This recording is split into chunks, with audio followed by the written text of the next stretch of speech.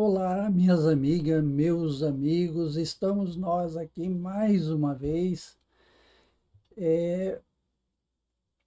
para conversarmos um pouquinho, né, sobre Alzheimer, sobre outras demências. Hoje nós estamos inaugurando um sistema diferente, então não teremos todos os recursos que nós temos normalmente nas lives.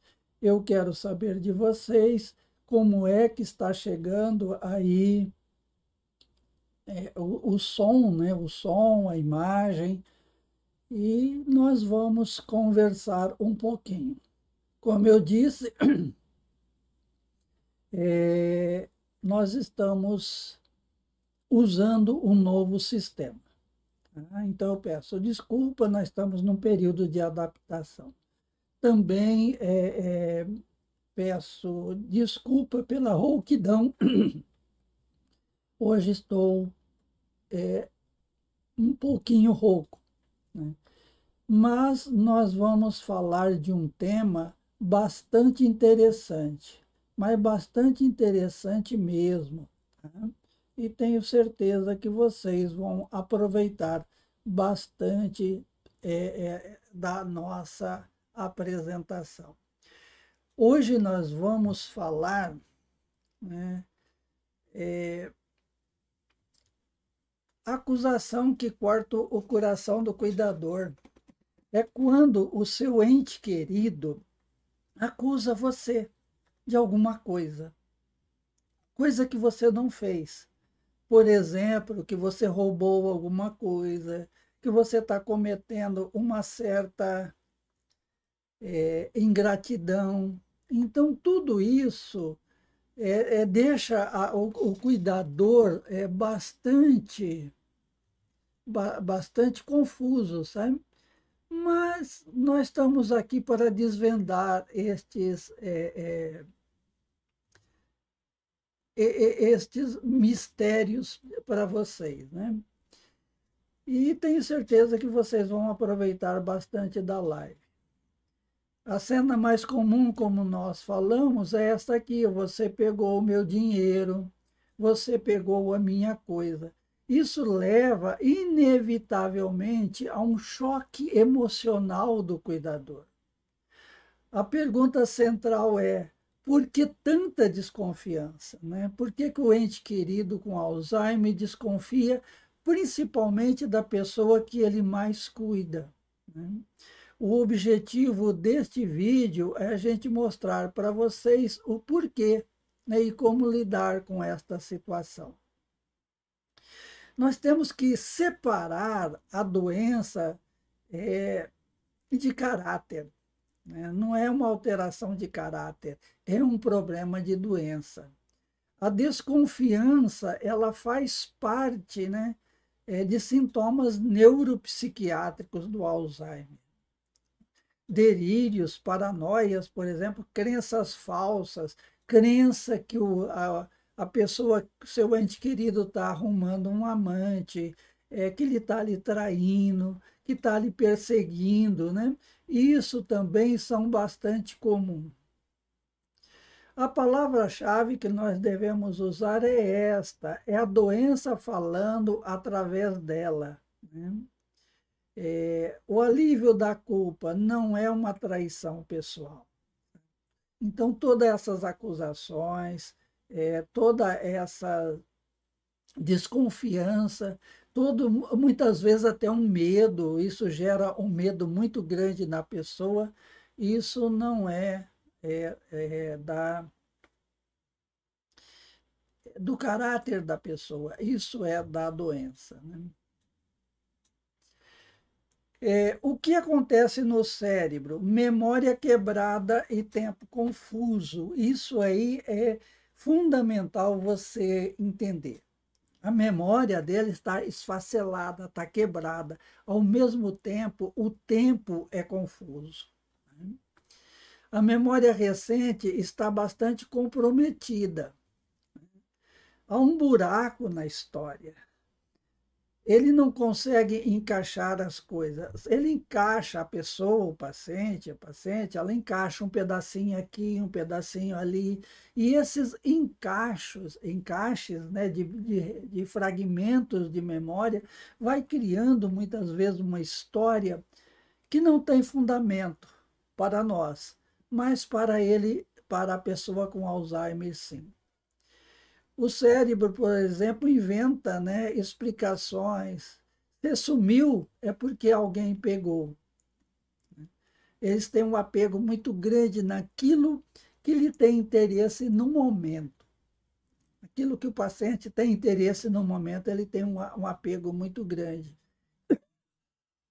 Então, se não está ali, alguém pegou. Outra coisa importante é a desorientação espacial, né?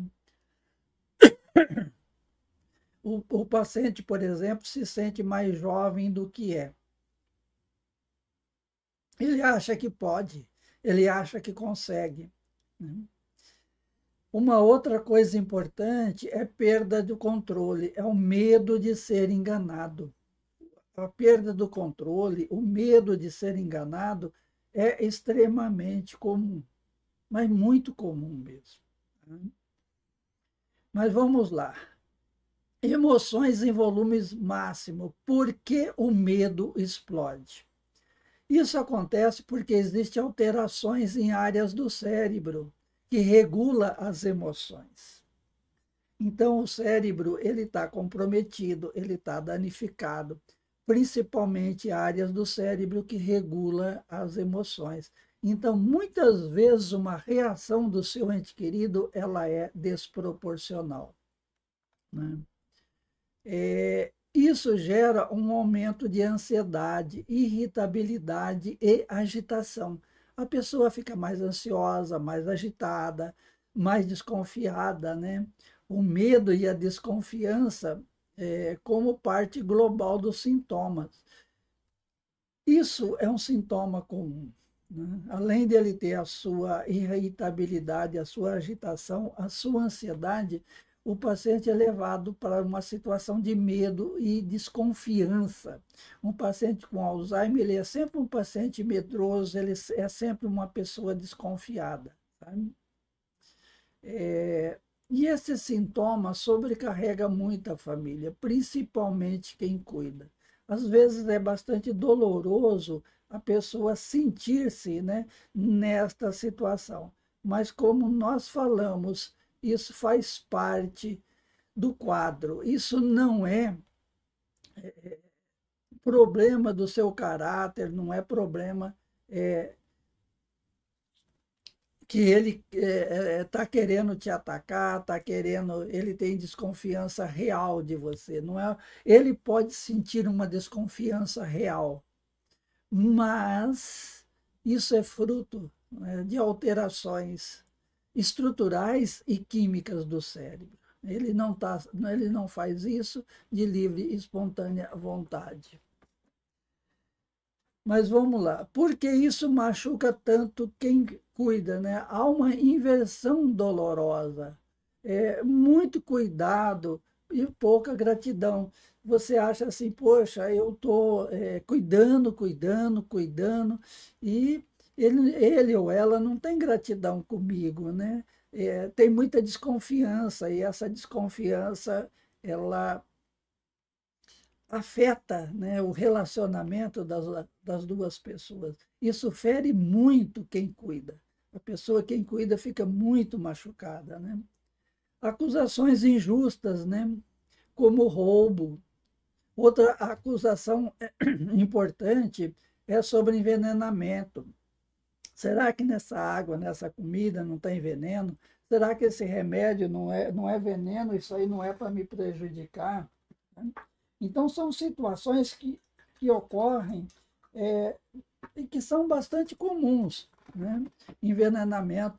Outra coisa, chega alguém em casa, o paciente com Alzheimer vai reclamar, ela ou ele está me abandonando.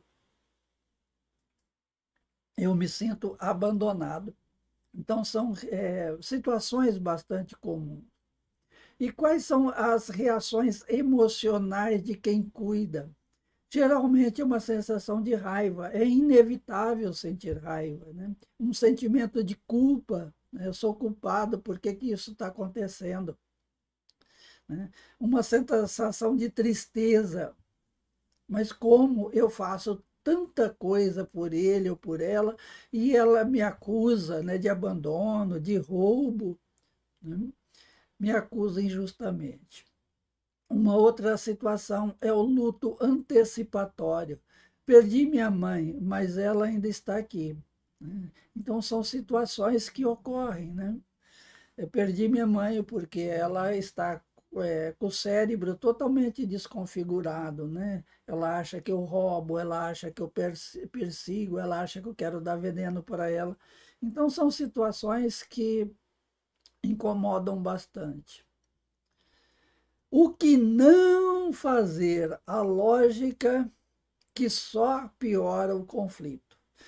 Então, a primeira coisa é não discutir com lógica. O cérebro não acompanha. Né? A lógica é algo que você deve abandonar. Né? A pessoa com Alzheimer ela não entende a lógica, ela não entende um raciocínio lógico, ela não entende uma justificativa. O cérebro não acompanha. Outra coisa importante, frases que ferem, né? Você dizer, você inventou isso é mentira sua, isso é invencionice sua. Né? Você pode até validar o sentimento, pode não, tem que validar o sentimento, mas nunca bater de frente. Você pode falar, eu sei que você está sentindo. O que você está sentindo não é fácil. Eu também sinto de ver você falar isso. Mas nós estamos aqui juntos, eu amo você, eu quero bem você. Né?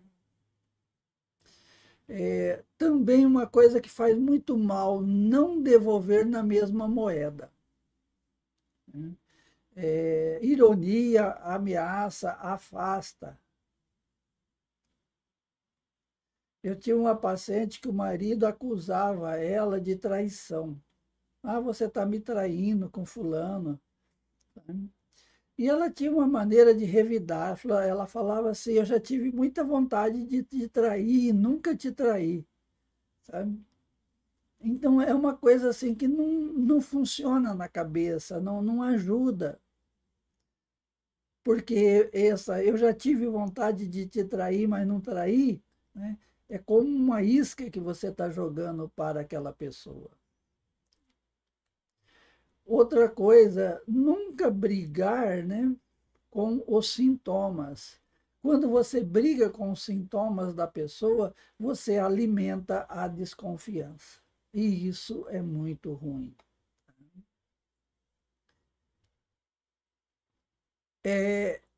O que fazer na hora? Três passos bem práticos para você. Primeiro passo, micropausa respiratória. Isso é antes de responder. Respire fundo. Como diz os antigos, conte até 3. Conte até 3. O respirar fundo alivia os sintomas. Então, respire fundo, faça uma pausa. Se você não tiver nada que fazer, feche os olhos e respire. Inspire devagar pelas narinas, solte pela boca, faça esse exercício umas 4, 5 vezes. Você vai se acalmando e você vai encontrar palavras e não vai revidar. O segundo passo é validar a emoção, não a acusação. Se ele acusa que você roubou uma determinada coisa, fala, eu sei que você está sentindo falta. Né? Nós vamos encontrar, eu vou procurar junto com você. Jamais, né, valide a acusação. Você está me acusando de uma coisa que é falsa, que eu não mereço, que eu não fiz. Isso não ajuda em nada. Eu vejo que a senhora está preocupada. Eu vejo que você está ansioso, ansiosa. Isso ajuda. Sabe? Não brigar contra aquilo que a pessoa fala, mas sim, né, entender o que a pessoa está sentindo, porque nesta situação é real para a cabeça do paciente, não é um fingimento, é real, ele fez uma imagem real daquilo. Sabe? O terceiro passo, explicação simples mais ação em conjunta. Deve estar aqui dentro de casa. Vamos junto procurar. E vai procurar junto na hora. Vamos olhar juntos, vamos conferir gavetas, cadernetas. Né? Então você chama para a ação, valide a emoção, você está sofrendo a falta disso. Então, são situações que funcionam bastante.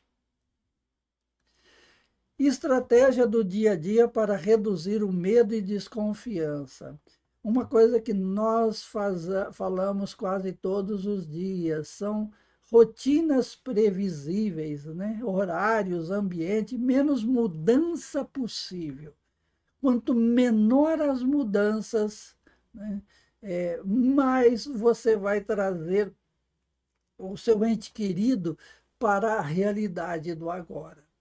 Se você muda, você tira ele da realidade do agora. Então, quanto menos mudança no ambiente, quanto menos mudança na rotina, melhor. Objetos sensíveis, como dinheiro, documentos, chaves, tenha sempre um certo zelo, sabe? Por exemplo, tenta descobrir sempre os lugares onde ele guarda, ele esconde o dinheiro. Lugares, por exemplo, se ele esconde em lugares difíceis de encontrar, sem que ele perceba, diminua o acesso dele àquelas áreas. Por exemplo, colocando chave em guarda-roupas, por exemplo, sabe? Então, reduza o campo de ação da pessoa. Sempre tenha dinheiro real guardado e quantidade simbólica à vista. Né? Por exemplo, o dinheiro verdadeiro, o grosso do dinheiro, você guardar. Agora, a pessoa tem que ter uma quantia simbólica nas mãos. Uma pequena quantia de dinheiro, por exemplo. Né? Então, o dinheiro real guardado, mais uma quantia simbólica à vista. Gaveta fixa para as coisas importantes. Então, deixa gavetas, poucas gavetas acessíveis. Né? Mas essas gavetas, elas são fixas para guardar dinheiro, guardar chaves, né? Porque se você deixar um ambiente muito grande, uma multiplicidade de cômodos, de porta-objetos, você vai ter mais dificuldade para administrar tudo isso. Uma outra coisa, a atenção no final da tarde, que é a síndrome do pôr do sol. São horários mais propensos a essas situações. Né? São bastante propensos a essas situações. Então, se previna, sabe? Se prepara para este período da tarde, porque o período da tarde vai ser mais pesado, ele vai cobrar mais, ele vai falar mais. Então, esteja preparada psicologicamente para esse e tente organizar o ambiente para que o ambiente não seja tão complexo, sabe? Um ambiente, quanto mais simples, né? Melhor. Outra coisa, menos estímulos, luz mais suave, menos conversas difíceis, né? Quando você for conversar, você tem que entender que o seu ente querido com Alzheimer, ele entende poucas palavras. Ele consegue entender. Se você fazer um discurso, né, se você falar em muitas palavras, ele não vai conseguir entender. Quando procurar ajuda, né, de profissionais e redes do apoio. Sinais de alertas, né, como agressividade. Isso é muito importante. Agressividade, a gente sempre tem que cuidar. Recusa de comida, recusa de remédio, risco de fuga. Quando isso estiver presente, procure, né, um geriatra ou um neurologista para você investigar esta situação. Às vezes tem causas médicas, né, como ajustar medicações, acrescentar um medicamento, que isso pode ajudar bastante. Em alguns sintomas muito graves, como delírios, né, às vezes um psiquiatra pode ser importante. O psicólogo e um grupo de apoio, né? Cuidadores não devem enfrentar nada sozinho ou sozinha. Tá? E vamos para o nosso encerramento. Mensagem final: aceitar os sintomas e proteger o vínculo. Reenquadrar o inimigo é doença. Reenquadrar o inimigo é a doença, não a pessoa. Então você tem que sempre ter isso em mente. O seu inimigo não é o seu ente querido, o inimigo é a doença dele. Aceitar os sintomas, se conformar, é mudar estratégia. Né? Quando você aceita os sintomas, não é questão de você se conformar, é questão que você tem elementos para mudar a estratégia. Pilares: conhecer a doença, ter paciência, criar estratégias e buscar apoio. Então, esses são os grandes pilares. O primeiro grande pilar é conhecer a doença. Ter paciência, você vai ter paciência com o tempo. Criar estratégia, eu tenho certeza que a sua criatividade vai se desenvolver através do tempo. E buscar apoio. Apoio é sempre muito importante. Ela não deixou de te amar, não deixou de amar você. O cérebro é que perdeu a capacidade de mostrar. Né? Então a pessoa ela te ama. Ela ama, ela continua amando e você é importante para ela.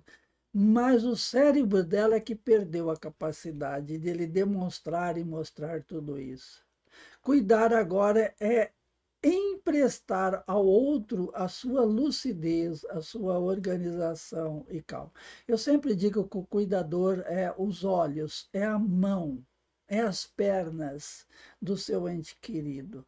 Você empresta a sua mão, o seu olhar, as suas palavras ao seu ente querido. Ao mesmo tempo, você empresta a sua atenção, o seu carinho, para que ele possa a viver mais e viver melhor.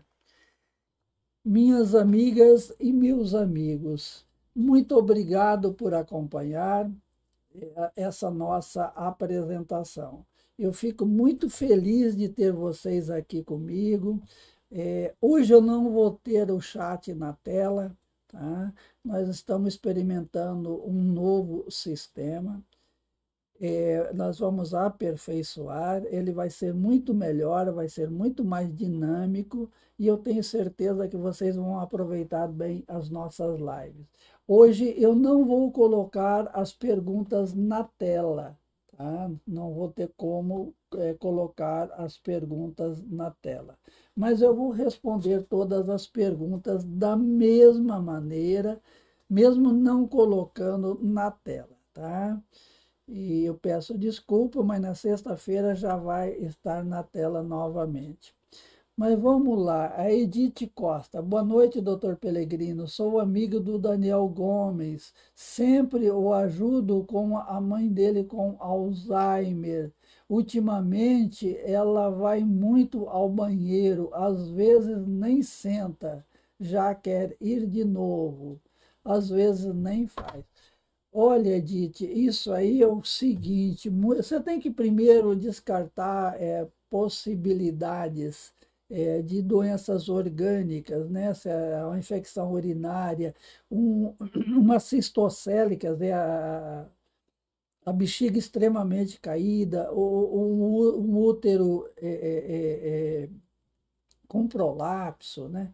Descartou essas possibilidades, o que você tem que fazer é procurar o médico para prescrever alguns antipsicóticos, que isso pode ser alucinações somestésicas. Nós falamos muito de alucinações relacionadas aos órgãos do sentido, a visão, a audição, o olfato, o tato, né? O paladar. Mas existem alucinações somestésicas, são sintomas que a pessoa sente e que ela não é capaz sente, mas na realidade é uma imagem sem o problema. Né? E você conclui aqui. Mas ela não tem infecção urinária. Às vezes conseguimos convencer a esperar um pouco. Isso faz parte da demência. Ela está na fase intermediária. Deus abençoe por tirar as dúvidas. Sim, isso aí, se já afastou a infecção, outra coisa, não pode descartar igual eu falei para você, as alucinações somestésicas. Melhora com antipsicótico, como a quetiapina, olanzapina, risperidona, aripiprazol e mesmo o CBD. Daniel Gomes, boa noite, doutor Pellegrino. Desde já agradeço por esclarecer as nossas dúvidas, sempre está nos ajudando muito. Eu e Edith fizemos o curso junto, mas não aprendemos muito sobre Alzheimer. Que bom que eu posso ajudar. Né? A Guilhermina Medeiros. Deus abençoe sempre com muita paz, saúde e felicidade. Muito obrigado, Guilhermina. A Guilhermina, aprendo também e também repassando aprendizado, né? Obrigado, meu amigo. O Reinaldo caiu a noite passada. Graças a Deus não quebrou, só machucou o ombro. Que sorte, né? Geralmente o homem não tem tanto problema de fratura, a mulher tem mais, né? Já fiquei preocupada, foi a primeira vez desde que adoeceu. A Jaci Barbosa, que bom que não quebrou nada, né? A Jaci Barbosa, boa noite, muito obrigado, Jaci. Aqui eu convivo com tudo isso, é muito difícil. Sim, são situações bastante complicadas, né? A Jaci Barbosa, tenho ainda que aprender muito com você, doutor. Não perco as suas lives, só agradeço. Gratidão. Gratidão, digo eu. Muito obrigado, tá? Obrigado mesmo. Um olhar sobre a vida. Boa noite, doutor Pellegrino. Que Deus abençoe o senhor e a todos. Aprendo muito com você. Fico feliz. Muito obrigado. Cida Segato. Boa noite, doutor Pellegrino, e a todos os participantes. Muito obrigado, Cida Segato. Cida Segato, gratidão por nos ensinar tantas coisas. Muito obrigado, tá? Um olhar sobre a vida. Doutor Pellegrino, por favor, comente sobre o uso de Desonumab para 81 anos, Alzheimer, fase intermediária, osteoporose, score diabetes, colesterol. Olha, como que eu vou te falar para você? Tudo tem que ser individualizado. Só um pouquinho. Tudo tem que ser individualizado, sabe? Você não pode, você tem que ver certinho com o médico que assiste, né? Se ela tem alguma coisa, se a pessoa tem alguma contraindicação. fica muito difícil eu dar a você uma opinião se eu não conheço. Tá? Por exemplo, tem algumas pessoas que têm problema gástrico, que não deve tomar. Então, tem algumas indicações, tem umas contraindicações.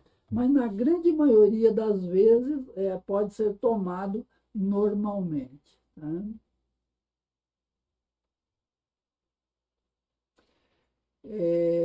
Thelma Regina, boa noite, doutor Pelino. Gratidão pelos seus ensinamentos. Deus abençoe. Eu que agradeço. Muito obrigado. A Janete Fagundes, boa noite. Boa noite, Janete. Muito obrigado. Gratidão, digo eu. Jana Palmieri, boa noite. E a doutora e a todos. Muito obrigado.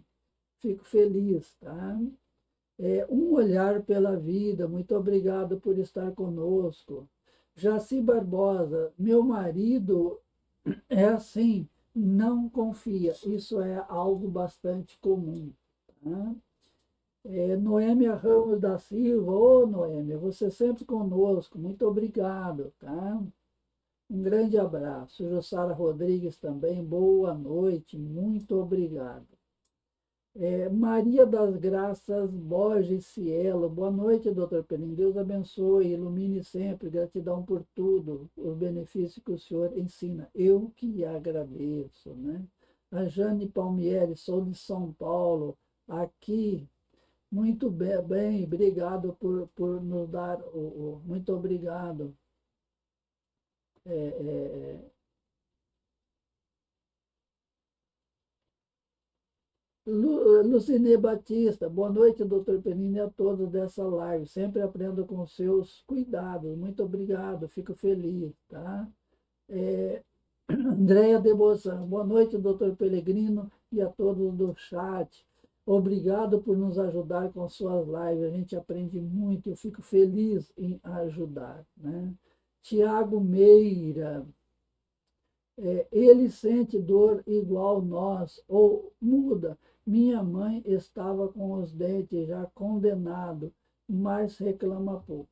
Olha, quando tem dor, Tiago, a gente consegue fazer uma leitura no olhar, né? A pessoa até pode falar que não tem dor, mas quando a dor aperta, o olhar, a face da pessoa muda, aquela face de dor, ela muda. Né? Então, muitas vezes, a gente tem que fazer uma observação. Essa observação é que nem sempre, né, a pessoa fala, está doendo aqui. Muitas vezes ela pode ficar mais agitada, ela pode ficar mais confusa, e a gente vai investigar e tem algum comprometimento de dores. Né? É, Wagner Ribeiro, é a dona Nilce do Rio de Janeiro. Muito obrigado, dona Nilce. Um grande abraço. Leia Totti, boa noite. Muito obrigado, Leia. Vicentina Santos, boa noite. Muito obrigado, Vicentina. Rosilene Coutinho, boa noite, doutor Pellegrino. Com atividades acabei tendo paralisia facial de Bell, mas sigo em frente aqui no canal adquirindo conhecimento. Que bom. A paralisia facial de Bell, ela é bastante chata, bastante comprometedora, tá? Mas eu tenho certeza que você vai cuidar bem.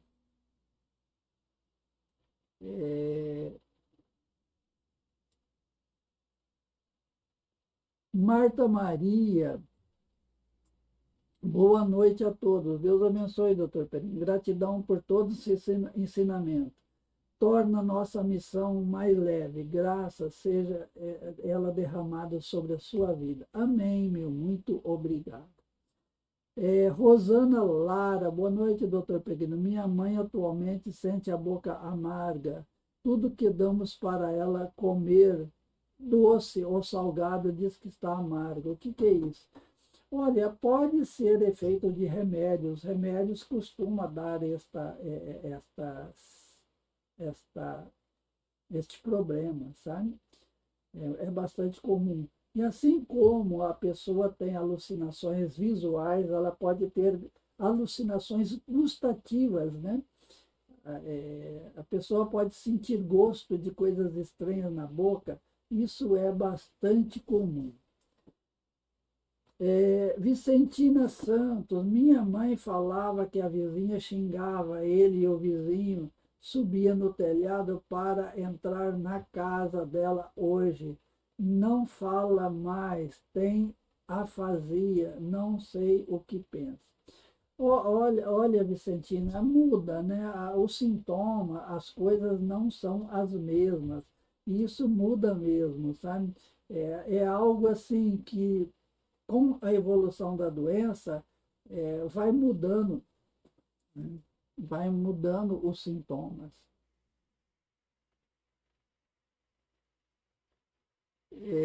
Só um pouquinho. Mas eu agradeço a vocês, né? Como eu falei, nós estamos mudando para melhor. Toda mudança no começo tem alguma coisa, mas a gente vai superando. Muito obrigado pelo like, muito obrigado por estar conosco. Vicentina Santos, nós já falamos. Tânia Gomes, boa noite, muito obrigado. A Fátima, 2011, minha mãe tem ficado muito tempo com os olhos fechados, até quando caminha com meu auxílio. Na última semana, a sua audição piorou abruptamente.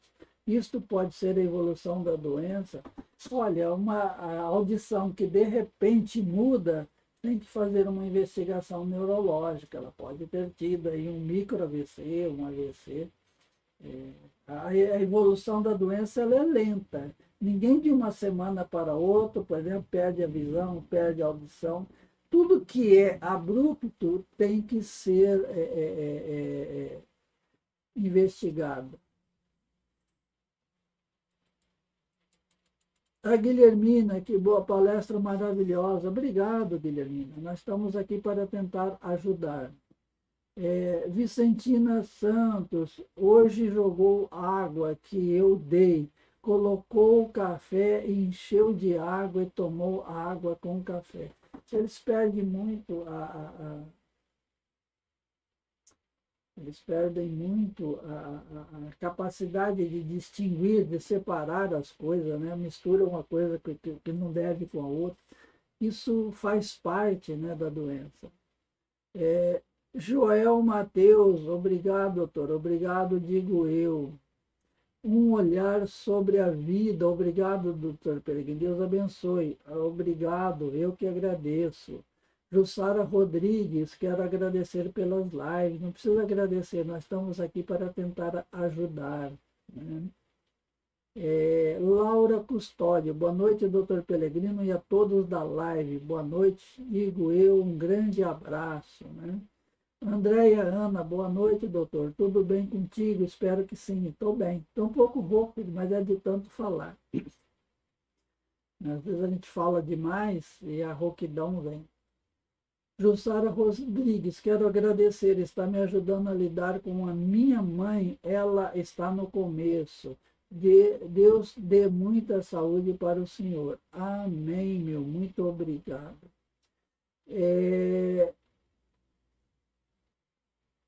Maria José de Oliveira, boa noite a todos que acompanham a live. Boa noite, digo eu. Muito obrigado.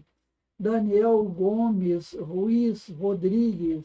Doutor, minha mãe sempre quer ir embora, dizendo que a casa não é a dela. O que eu posso fazer, por favor? Agora mesmo ela me pediu para ir embora. Obrigado, doutor, e que Deus abençoe. Daniel, vou te dizer uma coisa para você.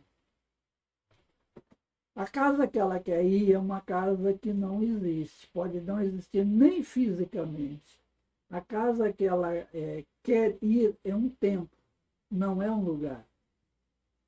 Ela tem lembrança de um tempo bom que ela passou com os pais, com os irmãos, né? Então, ela tem saudade desse tempo e ela relaciona o tempo com a casa. Na verdade, não é uma casa, é um tempo.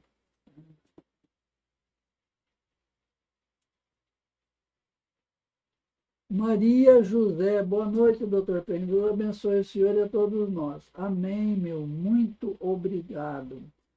Olga Tereza, muito obrigado, muito esclarecedor. Eu que agradeço, Olga Tereza. Doutor, comer sem paladar, come e não para de andar um segundo. Comer sem parar, aliás. Né? Olha, isso chama-se agitação psicomotora. A pessoa fica naquela angústia, né? Angustiada, andando de cá para lá, e não é legal, tá? Muitas vezes isso precisa de tratamento com remédio. Dá uma acalmada. Existem remédios que acalmam, sim, tá? Existem remédios que acalmam e a gente não pode negligenciar isso, tá?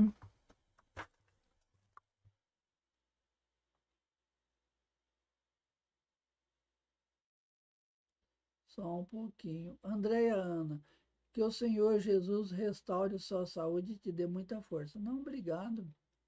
Essa rouquidão é coisa simples do nosso dia a dia, né? Muito obrigado. Mais alguma pergunta? Nós já respondemos bastante perguntas, mas se tiver mais alguma, estamos aqui para ajudar a vocês. A nossa função é ajudar, né?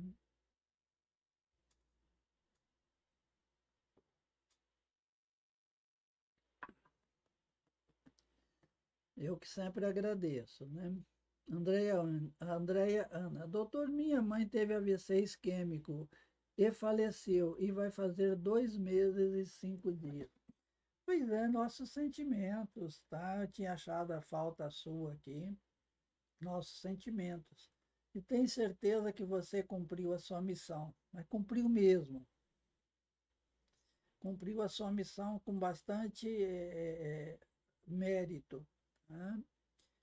E os nossos sentimentos. Logo, a dor do luto será transformada em saudade, saudade é uma coisa bonita e gostosa. Mais alguma pergunta? Se não tiver mais pergunta, vou encerrar a live e a gente volta na sexta-feira, melhor tecnicamente. A Márcia Cristina, boa noite, doutor. Por favor, quais são os sintomas da demência avançada? Bom, aí depende, principalmente a demência de Alzheimer, né? Se for Alzheimer, a demência, e as outras são praticamente iguais, a pessoa perde toda a autonomia, toda a independência. Na fase avançada, o paciente depende das mãos do seu cuidador para fazer tudo, né? A pessoa não tem mais autonomia nenhuma. Não tem controle de esfíncter, quer dizer, ela faz xixi, faz cocô, tem que usar fraldas. Ela começa a ter dificuldade para engolir, muitas vezes tem que usar sonda. Ela também perde a capacidade de se movimentar na fase avançada. A grande maioria das pessoas, se a gente não movimentar, ela não movimenta, né? Então, a pessoa perde toda a sua capacidade, né? Andréia, sinto muito saudade. A saudade faz parte, né, Andréia? Infelizmente, faz parte. Um olhar sobre a vida. Boa noite, Andréana, doutor. O que, Andréana, doutor, o que é um AVC isquêmico? É um derrame. É uma artéria do cérebro que é entupida. Entope, aquela área do cérebro não recebe mais oxigênio, né? Isquêmico é porque entupiu e não é mais oxigenado, porque entupiu.